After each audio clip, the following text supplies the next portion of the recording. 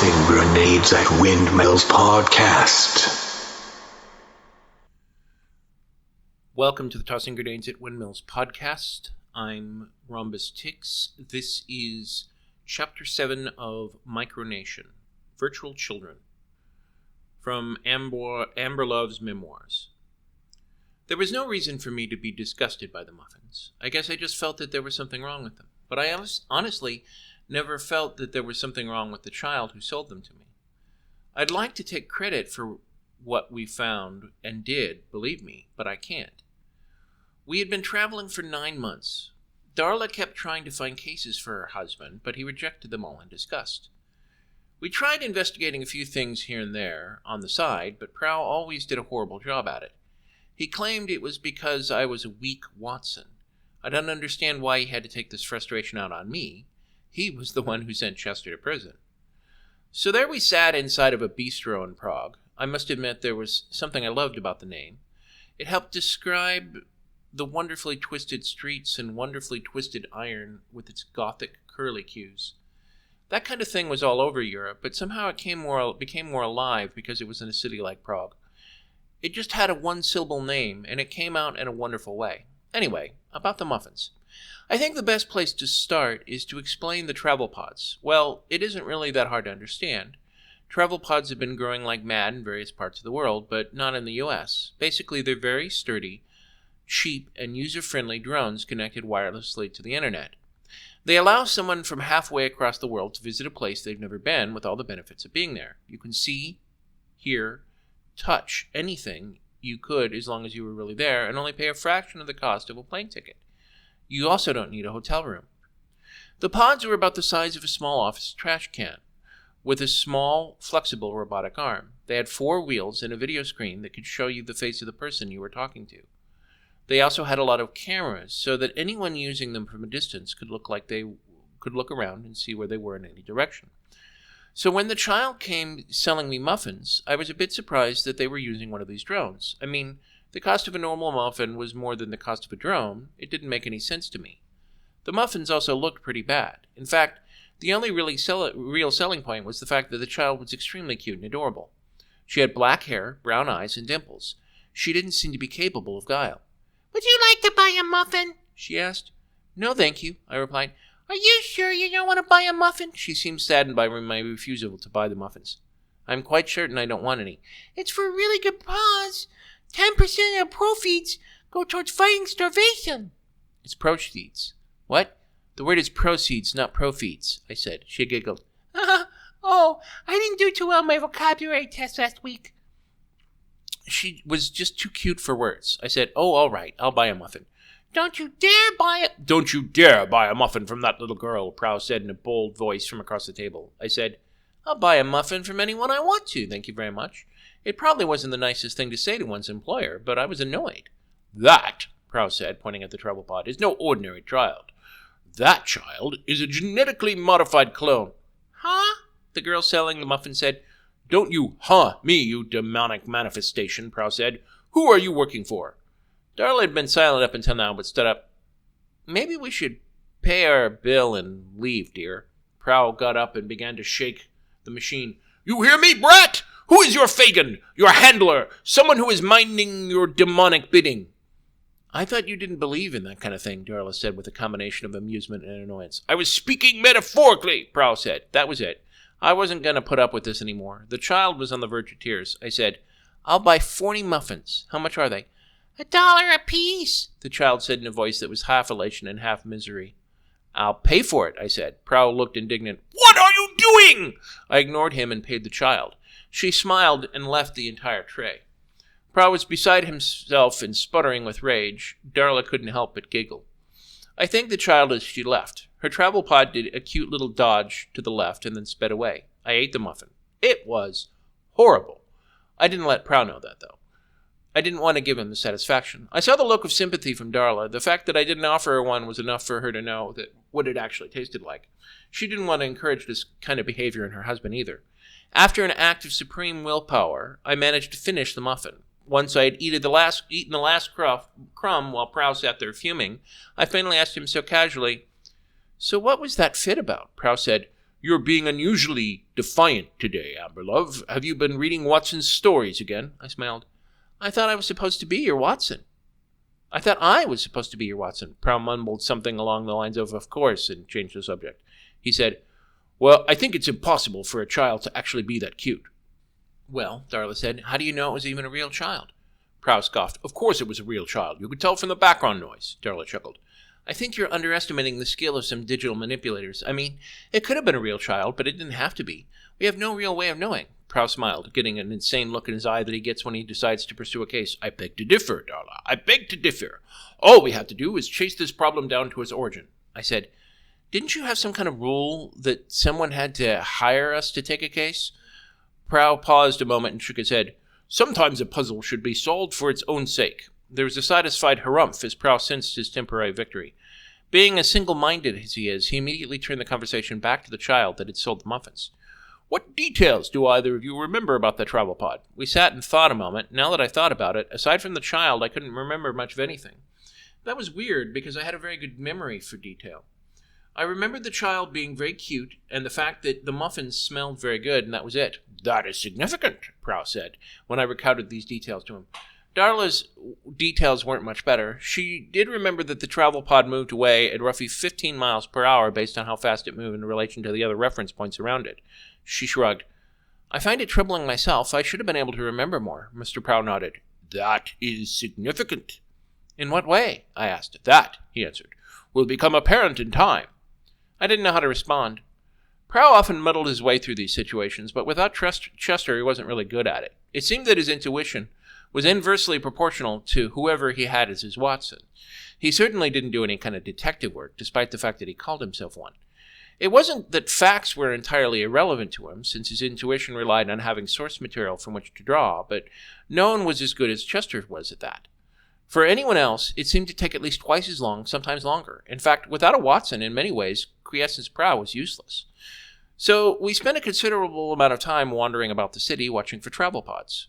We saw several, red and orange striped ones, plain metallic gray ones, bright yellow ones, with antennas all draped with cloth banners that had various corporate logos. Eventually, we narrowed the possibilities to companies that used gray stripes. After asking around, we discovered that the name of the first company was Indirect Inc., and the name of the second company was Vandellovian Enterprises. There was some consideration for us to split up. Eventually, we decided that we all work better together. We were going to try Indirect Inc. when Darla asked, "Why don't we track down the travel pods selling muffins?" "Anyone could be selling muffins." Prow smiled and shook his head condescendingly. I knew Darla hated that. "Actually, that's just the thing. While the two of you were looking at the colors of the travel pods, I was looking at what they were carrying. About 1 in 5 of them had a tray of muffins on top that looked just like the one sold to Amberlove. Just as I suspected, they rented travel pods from over half a dozen companies to cover their tracks." Darla simply blinked her eyes flirtatiously and smiled at Prow. "So how do you narrow it down to those two companies?" I asked. Darla touched her nose and then smiled but had a weird look. I wondered why she wanted to keep it a secret. Mr. Prow sat and thought for a while and then considered the information. Finally, he said, "I think the travel pods have a symbiotic relationship with the clone children." Darla and I looked at each other. "What exactly does that mean?" I asked. "It means that the children are attempting to forge a mechano-symbiotic relationship with the machines in an attempt to find a host." Darla, to humor her husband, asked, "And why might that be?" "Because the children's genetic structure is breaking apart. I think that with mechanical bodies, they plan to take over the earth and make us mow our lawns." At that, Darla nodded politely and smiled at me. She winked. "All right, dear. And what do we do next to prove this theory?" Mr. Prow thought a moment and then said, "It is apparent to me that the people behind this are going to great lengths to hide their presence for us. But they seem to be quite intent on selling these muffins. Therefore, it seems logical that they would continue to do so tomorrow. I propose that we obtain one of these travel pods on our own, with a resident expert on tracking down internet traffic, and backtrace the call they make when they make the connection." I was quite surprised. It was actually a good suggestion, and he was right. We probably were wasting our time trying to chase them down after the fact. Anyone who was truly determined to hide their identity behind a dozen different firewalls and false leads could do so, but a live connection was a different thing altogether. Selling muffins was not generally considered dangerous to people, so whatever the person hiring these children was up to, they didn't know we were looking for them. Why did I take Mr. Prow's delusion seriously? Because as demented as they might have been, and as hamstrung as he might have been without Chester, he is still a great man. I have always admired him for his sheer determination to get to the bottom of an issue. He doesn't linger once he's proven wrong. He just instantly changes his mind and goes in a different direction. I know people that can hang on to something for years before they let it go. Heck, I love Chester, but he can carry a grudge forever. That's what got him into trouble in the first place. So we spent the better part of the morning all sitting around looking at the travel pod waiting for someone to hire it out. We weren't even sure if they would pick this city again, but around 10 a.m., a man in his early 50s sent us a visual email asking to rent a travel pod for his, quote, grandson, end quote. Darla ran a check on the man in the email and identified him as an actor who died a few years ago. It was a virtual mask. They were fairly routine, but very time-consuming to produce. Obviously, it was enough to get people to do business with them. We let the travel pod go and watched as it went to a nearby baker and ordered several muffins. What I didn't understand was, if they came from a bakery, why did they taste so bad? Mr. Prow was torn at first between following and tracing the travel pod and investigating the bakery. He chose to follow the travel pod. Sure enough, it began to sell the muffins for an exorbitantly inflated price. At first, I thought it might have been a clever money-making scheme, but then Darla explained the math to me. Renting the travel pod cost 5 times what they were selling the muffins for. And if that was the case, what were they up to? It was at that point that Darla asked, "Who exactly is supposed to be tracing this thing? I thought you were hiring someone." I looked at Darla. "I thought you were taking care of it," Darla smiled. "Do I look like a hacker?" "I'm sorry. Computer expert? Security expert?" Mr. Prow said. "Well, you're the one who researches everything." Darla smiled, both flattered and exasperated. "Look, I've got a lot of talents. That doesn't mean I can do everything." Mr. Prow raised his hands to his head and lowered them, sighing. "I suppose I should have asked." "Yes, you should have." Darla sounded quite happy with herself. "So we have a guy here who we know is doing something really fishy, and we have a connection to him, but not a way to track him?" I asked. Mr. Prow nodded. "Yes, that's pretty much it." "So what are we doing here? I mean, we were in Prague. We had already wasted most of the trip on really stupid things, and I had no intention of wasting it." There was a long pause, and eventually Mr. Prow said, "Apparently nothing." I nodded and took the rest of the day off to see the city. I found out that I loved Prague. The people were different and interesting. I couldn't understand most of what they were saying, but I enjoyed watching them and listening to them nonetheless. I love that word, nonetheless. It sounds so literary. I like people watching, particularly when I only understand the tones of their voices. There were 2 old men arguing in a street corner. One of them had a bundle of apples in one hand and the other had a pipe. Were they arguing about the pipe, the apples, or something else entirely? Was I right when I heard a pleasant tone of agreeing to disagree under what they were saying? Or was I losing that in the way they talked since I didn't know their language? I suppose I should have spent the day looking at the rest of the great art in the city, and there's certainly a lot of it. The buildings were beautiful, but to be honest, the greatest art the city could offer was the people. By the time we got back the next day, all the muffin sellers were gone. Prow was definitely not happy, but he didn't know what to do. We all stood around and looked forlornly at the rented travel pod. Finally, Darla had had enough. "What we need to do is track them in other cities." "Of course," Prow smiled and stood up immediately. "Why didn't I think of that? This is just a security precaution. They're moving to make sure no one gets suspicious and follows their trail." The harsh winter wind began to blow from the side of the lake. The plants that lined the edges seemed to shudder as if somehow they knew that in a few weeks they would be dead. I was glad the sun was out. It made me feel warm despite the fact that I wasn't wearing a jacket. Darla came to the rescue. "I'll check all the tourist traffic in the capitals of nearby nations to see if I can spot Uncle Fakey." "Who?" I asked. Darla smiled. "My private nickname for the actor that played the person used in the false request." "Oh." Mr. Prow began to pace while Darla searched through her archives for some kind of guide to match what she was looking for. Once she found a few profile clues, she proceeded to configure her search engine tools to scan relevant tourist sites. It took about 14 minutes. Darla found the new muffin mongers in Paris. We had been to Paris before, but not very long. Mr. Prow had been very offended by the attitude of a cab driver and cursed all Parisians and their lineage ever after. We had spent a lot more time in Avignon. Darla and I were looking forward to it. We began to call our little escapade the Great Muffin Caper, but Mr. Prow would have none of it. He insisted that only a Watson could name a case, and that neither of us were proper Watsons. I had tried asking Darla about his past, but she hadn't told me much. His fixation with Sherlock Holmes, she says, comes from an extreme boredom with reality and a very troubled relationship with his older brother, Agnew. I could understand his boredom with reality, since Mr. Prow's world certainly seemed a great deal more interesting than our own, but the situation with his brother confounded me a bit. Mycroft, Darla had explained, as if that was sufficient unto itself. I really hate to be rude, and I really don't like to appear stupid, so I didn't say anything else. There are those that say there are no stupid questions, but I beg to differ. I have been asked more than a few questions that have caused everyone in the room to stare at me as if I were some kind of idiot. I don't like that feeling. So I waited a few days until I could not stand it any longer. For you see, when Darla had said Mycroft, I thought she said Microsoft.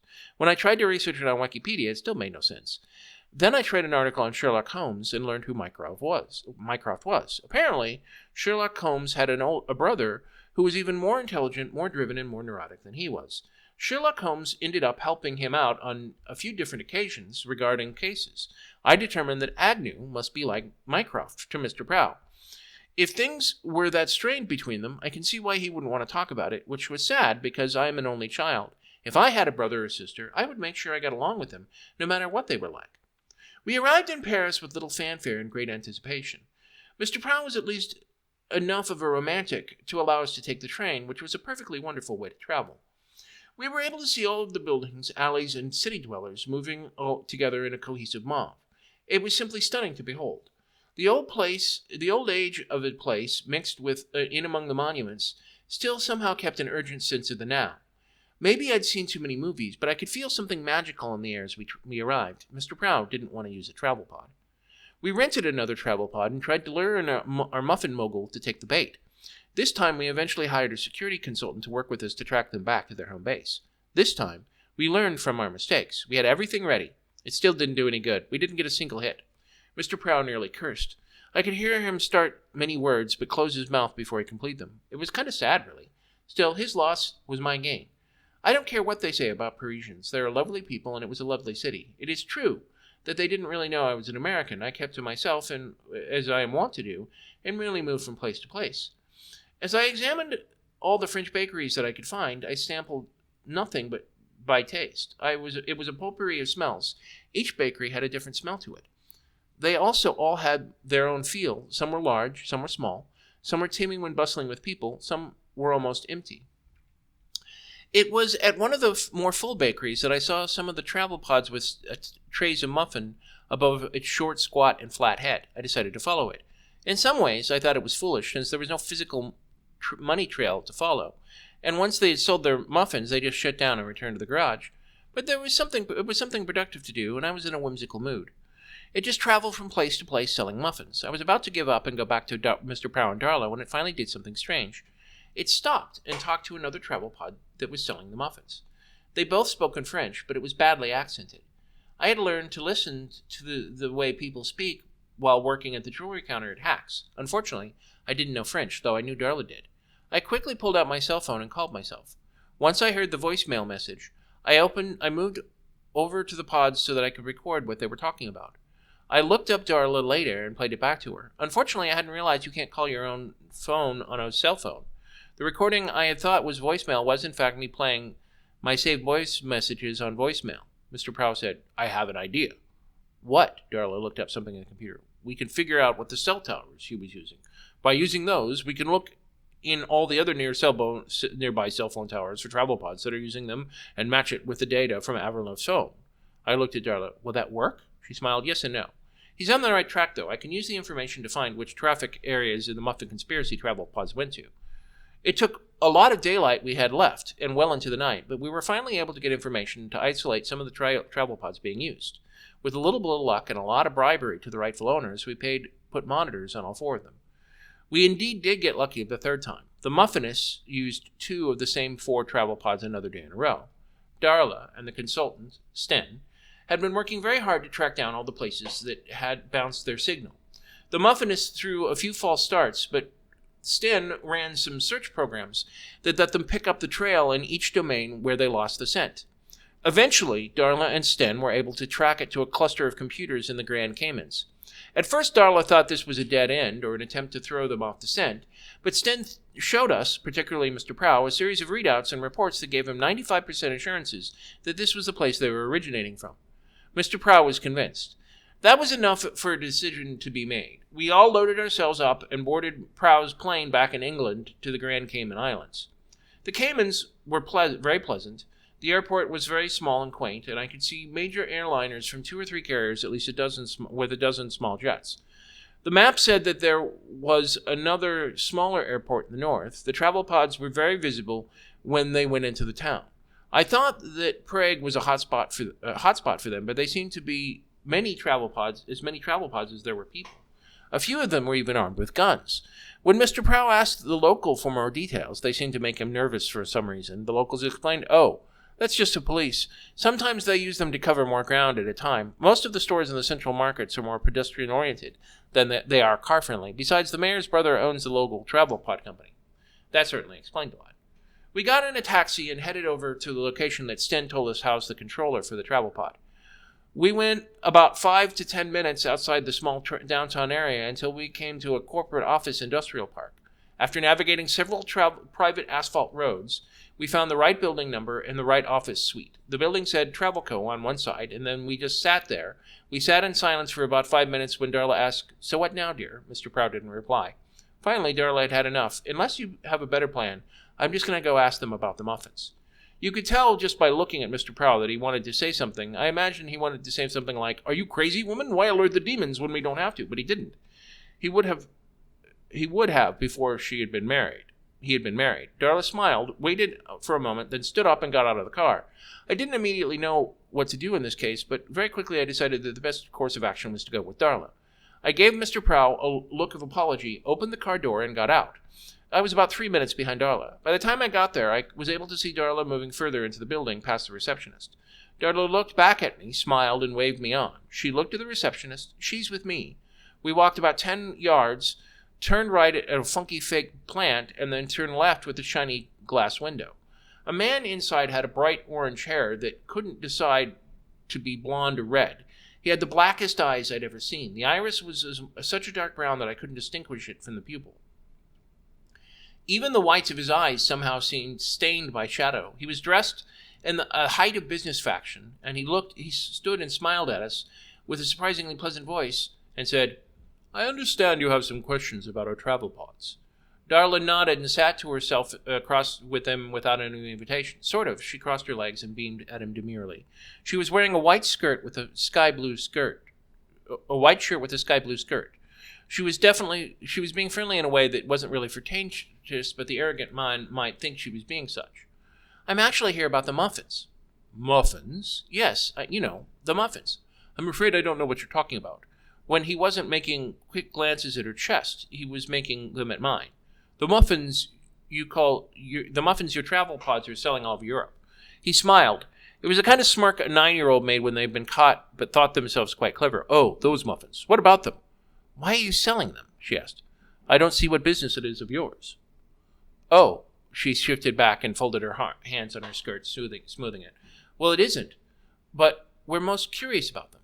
"I'm afraid that I will not be able to satisfy your curiosity. My husband is particularly fascinated by them." "That's nice."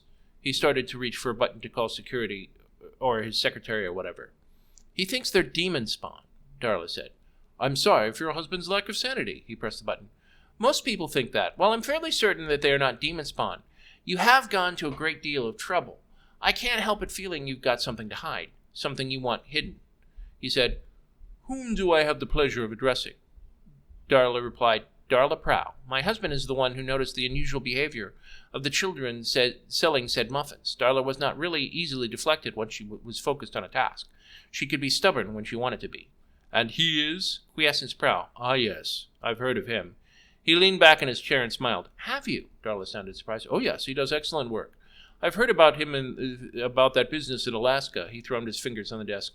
I couldn't help but ask, "What was that? The business involving the past time viewer or the depleted uranium pottery?" Someone had to represent Chester's interest, after all. He said, "Both, actually. Indeed, his work is, in large part, our work." Darla seemed very close all of a sudden. The topic had taken her entirely surprised. "What do you mean?" The man behind the chair smiled. "Mr. Prow has shown amazing intuition in solving certain kinds of problems that happen to have a very interesting application in their usage." "Huh?" I didn't get that. The work he had with the robot and mimetics showed the potential synergy that demonstrates amazing marketing applications, among other things. He pointed to the wall and some kind of diagnostic table that showed a bar with 3 big lines merging into it. You can't do meme manipulation if you're not narcoleptic. I should know. I had to take enough pills to feed an army every morning, same as Darla. If I had to do it to save the world, fine, but otherwise, he shook his head. I'm afraid you're quite wrong. We've made some rather astonishing deliverables, and now we've discovered how meme sinks do what they do. I was shocked. You mean there's no reason for me to delay the treatment anymore? He laughed, shaking his head. Oh no. The world isn't ready for 100,000 new messiahs, each weighing the world to the most recent cause. Darla started to get mad now. So what you're saying is that you don't want competition for your new marketing techniques. He laughed and shook his head. No, you're misunderstanding me. These techniques are going to be used to help people. The right people, Darla said, her voice rising. That's right. But other people as well. Have you ever had narcolepsy? Darla sneered. The man ignored her outrage and continued talking. Have you ever felt what it was like to be under the effects of one of your memes? I couldn't help but giggle at that. Poor Chester.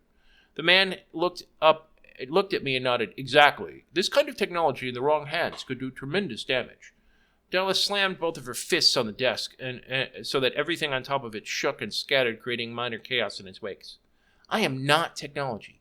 We gave up a lot to keep people from using this manipulation thing. If you're just going to use those memes to sell cereal, then you can forget it. He raised his hands defensively. I didn't say you couldn't have the surgery, Mrs. Prow. I just said this technology could do damage in the wrong hands. Darla was not so easily mollified. You just said that 100,000 reversed mimetics would be bad, and that is true. However, in a few rare cases, where the person is quite responsible and can be trusted, it seems that since we do not yet understand how the surgery works, if a technological inhibitor of some kind were created, then that person could lead a perfectly normal life, so long as they chose to wear it. Darla was ready for an immediate comeback, but she stopped and thought about it. I couldn't blame her. I'm narcoleptic too, and the idea of being able to live my life again without taking drugs every day, just to be able to stay upright while I laughed or stay awake when things got boring, was an appealing one. I could easily imagine Darla asking the next question of who decides who is responsible when Quiescent's Prow began making a huge racket outside. 2 or 3 security guards were attempting to restrain him, while he held them back with some kind of bizarre improvised pike, which had a taser taped on each end. Mr. Prow thought he was in a Star Wars film, apparently. Mr. Prow shouted at the top of his lungs, Take me to the demon children, lest I smite you all! I had always known that Mr. Prow was a bit eccentric, but I'd never seen him this worked up. Indeed, now that I thought about it, I'd never seen anyone that worked up. The man Darla had been talking to laughed and waved the guards away from Mr. Prow. I think I can take it from here. I believe I can solve the problem that is troubling you, Mr. Prow. If you and your 2 companions will follow me, I will demonstrate demon children to both of you. Mr. Prow stopped, smiled, and enabled a complete change of demeanor. He became gentilities personified. Why, I do believe that would do just fine. And so it was that the 4 of us moved down an elevator and went to a basement 4 floors below street level. It was at this point that I realized that we still did not know the man's name, but since no one had asked it or was asking it, I didn't want to be rude. The chamber we walked into was vast, with hundreds of monitors on every side of the room. As my eyes adjusted to the light, I came to understand that it was a hollowed-out cavern. The monitors were ringed around some of the largest stalagmites and stalactites I'd ever seen. Our host turned to us and said, Welcome to the nest. Each of the children you saw trying to sell muffins on travel pods was born here. Here is where they communicate with each other. Here is where they lived. They chattered away from one box to another. Looking at each screen, it became apparent that they existed in some kind of virtual environment. I could see little bits of buildings behind them as they moved around, but you could see the same parts on each of the screens. The man said, They know what they are. They each started out as a simulation, but with insights gained from the self-aware robot, combined with the algorithms we gained from our mimetic studies, we have gained a far greater understanding of how humans act and think. We are working on reverse engineering the process to gain a greater understanding of individual intelligence, but we're not quite there yet. Mr. Prow looked at the screens. So they're artificially intelligent? Yes and no. They're quite intelligent, light years ahead of any other autonomous software package out there. But they don't understand the do not underestimate the sophistication of the human mind. Individually, they're not much smarter in some ways than a clever bird. Of course, intelligence is relative. Most people are on autopilot most of the time, so they never even come close to realizing, Darla smirked. So you've gone to all this trouble to create a glorified spam bots? Yes and no. Spam bots did actually advance certain levels of heuristic considerably, and while we have been testing them somewhat in a marketing capacity, it is actually for a good cause. He waved his hand at the monitors. All at once, all the chattering children stopped talking while our host continued. They have, however, been able to mimic the behavior of a group of people almost perfectly, at least mathematically speaking. The equations are hideously complex, but they essentially boil down to the fact that Isaac Asimov's vision of histomathematics is possible. Histo what? I asked. He smiled. I won't bore you with the details, but basically Asimov postulated that while mathematically predicting the behavior of an individual is virtually impossible, it was possible to predict large groups. He was right, Darla asked. And what have you learned? Our host smiled. Quite a bit. Most of which I'm not at liberty to say, but let us simply hint that, unless changed, things look rather dire down the road. Prowl snarled. I could have told you that. What concerns me is how you intend to use this mimetic technology. Be assured, until we understand how to defend against it, we don't dare use it. We can't all be meme sinks, after all. Darla said, You're lying, I can tell. Ah, Mrs. Prow, you're quite the student of human nature and expression. There is one very limited application of mimetic activity we felt safe trying. And what is that? Prowl asked. Why? The meme for secrecy, of course. I hate to break it to you, Darla smiled, but you weren't able to keep this place as secret as you thought. Mr. Prow nodded. I have taken numerous precautions should anyone attempt to disappear me, our host chuckled. He sat down by one side of the nearby monitors and explained his position. He frequently moved his hands as he did so. This isn't a question of security, Mr. Prow, but of secrecy. I would like to add that it took the three of you considerable effort with extensive resources at your command. Even then, all you were able to do is find the location of our facility. Darla said, We already know all about what you're doing with the virtual children. You're assuming that that is what we're keeping secret. Innocence sells, and it sells quite well. But we won't need any special mimetic technique to make it work. All we will need is a very cute face and a product image that doesn't push people away. You'll never get away with it, Prowl shouted. He stood tall and triumphant, the wind from a nearby vent causing his trench coat to flutter and a deerstalker cap to fly up his skull, exposing the poorly placed bald cap underneath. One could still see his hair. Our host asked quietly, Get away with what? Mr. Prow, having expected a vehement denial, With the thing you're keeping secret! You are the most chaotic and unreadable person, Mr. Quiescence Prow. How could you take a simple conversation about child innocence and turn it into a statement about a secret you know nothing about? Darla said, Because we want to know what the secret is, not falling so easily into his trap. We want to know what you are risking mimetic contamination of the world to hide. He smiled. Why? Whatever we wish, of course. And as a test case, we have been remarkably successful. He was giving me a headache. I just said, What are you keeping secret? The fact that I have kept you obsessed over the secret itself, that you haven't even asked questions remotely related to the true puzzle. By keeping it obvious, we have hidden it in plain sight. Thus, we have succeeded with our first field test, but I think they will be successful as well. I wish if we could affect you, especially two meme sinks. We can affect anyone we wish. Never! Prowl shouted, collapsing to the floor, holding his hands over his forehead. You will never affect me with your vile, toxic memes. Never. Our host said, I already have. I couldn't stand it anymore. What the hell do you mean? He pushed a button on his wall, and as the door opened, why my name? It ain't Rumpelstiltskin, I'll give you that much. He stepped through the door and the wall, which rapidly closed behind him. Mr. Prow pounded the door in anger and frustration. Darla tried to find a way out. I was the one who noticed the unusual smell. Unfortunately, I took a deep breath of it, trying to determine what it was.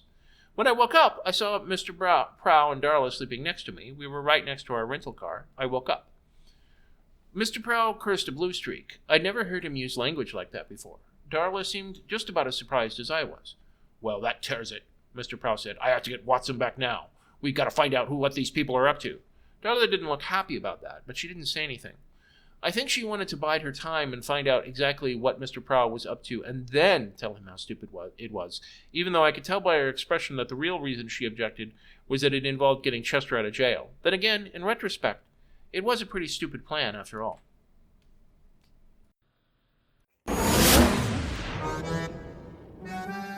This has been the Tossing Grenades at Windmills podcast. Buy my book, Have Name Will Travel, at Amazon and other markets. RedAnvilCreative.com. contains all our podcasts. Copyright 2022!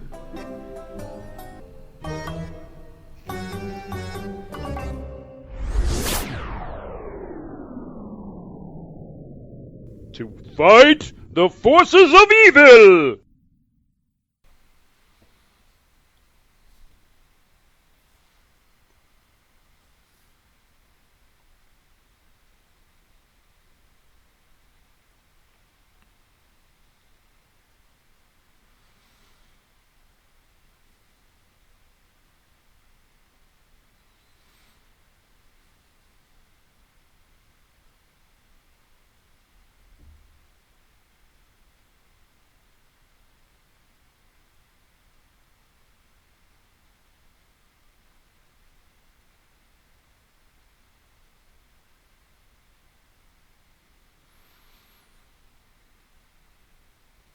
Well.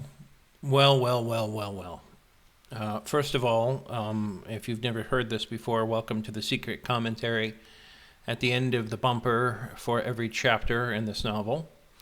Where to start? Okay, so I think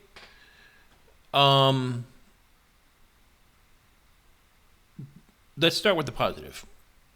Some things in this chapter really sing. The different perspective of Amberlove compared to Chester, I got spot on. This was the first novel I wrote from a first-person perspective. In fact, as I recall, I believe it is the only one I've written from a first-person perspective. And it can be difficult to write two different voices in the same novel, and Amberlove definitely comes across as Amberlove in this chapter.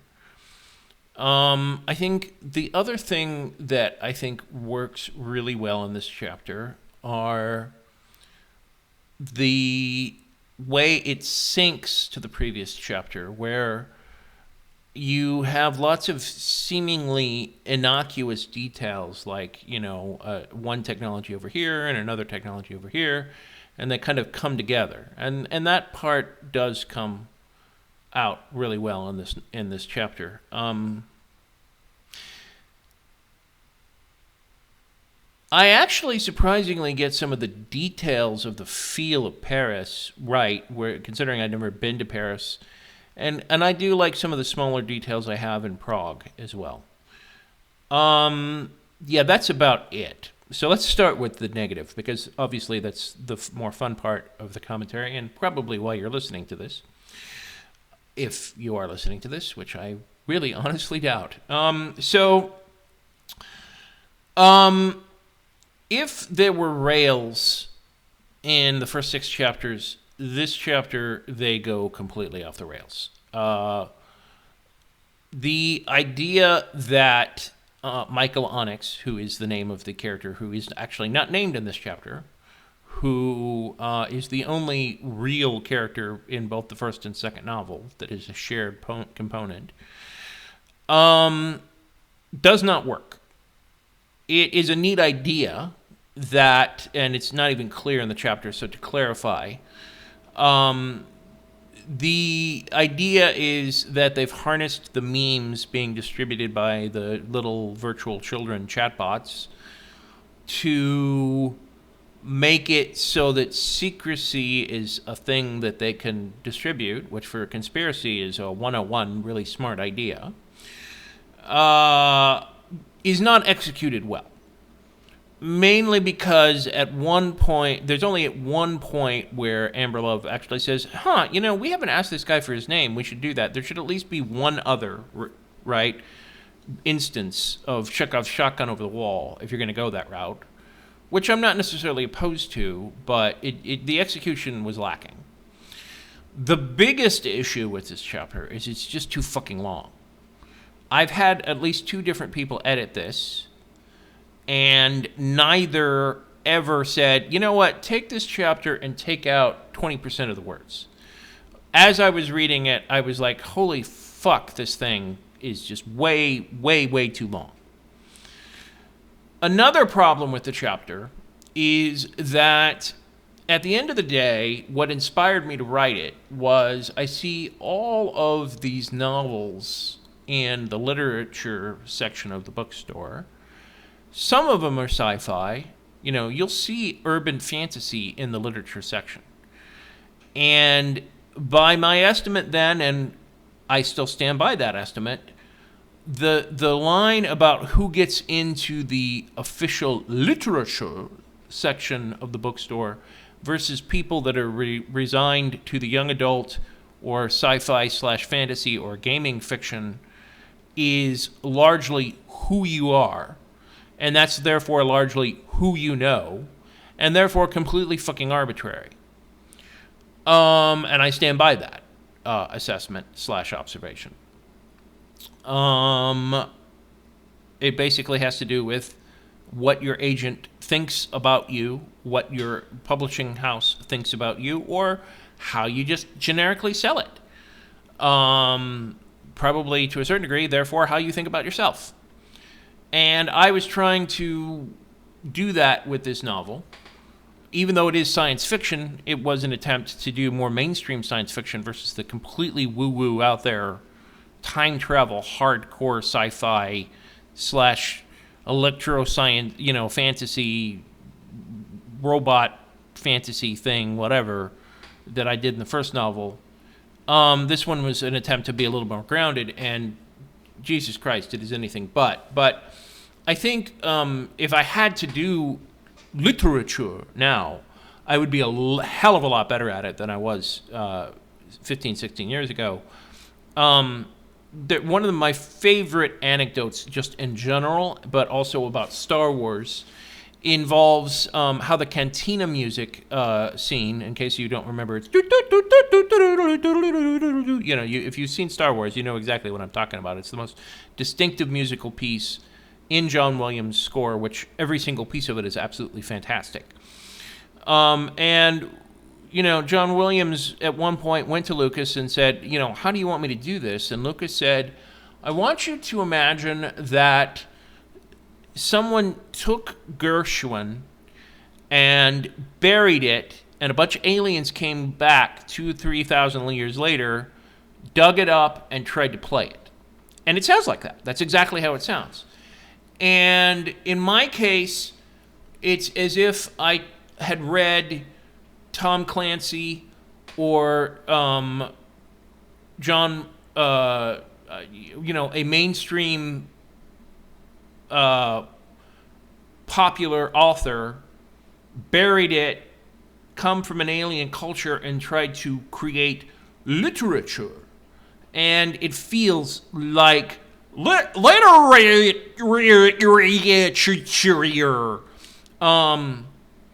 Just the little things. The details, it's kind of stuck somewhere between science fiction and literature, and it does neither well. The Muffins thing is cute. If I was ever to edit this or try and rewrite it as it is as compared to, inspired by, which will very likely be the case. I think that I might keep the muffins detail because like I said, the small weird details are one of the cuter things about this novel, but the execution is just so terrible that it just doesn't work. I think another example is everything in this novel in particular, more than any other novel I write, feels stale. And by stale, I mean not alive. So George Lucas is one of my favorite directors and producers and technologists and futurists of all time. But every artist, no matter how good, has at least one, sometimes many fatal flaws. And in Lucas's case, he has quite a few. But the biggest, most glaring one is Lucas is really, frankly, just not comfortable with people. Even when he produces a work that does have fantastic acting in spite of his direction, or does have fantastic casting in spite of his, influence, as we see in Phantom Menace. Phantom Menace is an example of what we would have had in the original Star Wars movies if somebody had not been able to tell Lucas no. Phantom Menace has some of the most fantastic actors of all time. You know, Liam Neeson, Natalie Portman. And they are deliberately told to act in a wooden and lifeless manner to represent the corruption of the old republic, which is just stupid. And at the time that I wrote this, I did not understand people well. I was different. I was weird. I still am obviously different and weird, but I at least understand 15 years later a little bit better about what makes people tick. And, you know, had I stuck to the Jack London style of one guy and a wolf in the middle of fucking nowhere, this novel might have rocked on toast. Or a post-apocalyptic wasteland where, you know, you've got 5 or 6 people. The 5 or 6 people who are named are pretty good. You know, they're not perfect, but the characterization is approaching what it should be.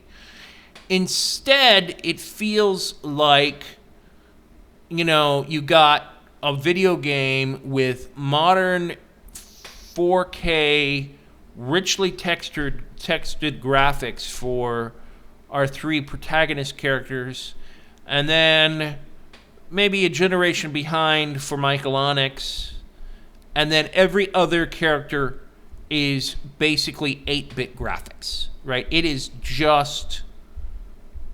The crowds aren't even there. There's no detail. Like, it does. Like, I described Prague and Paris moderately well, but there's no people there. These are blank, uninhabited cities that are parodies of the real thing. And I've, over time, continuing to do this, gotten better at that.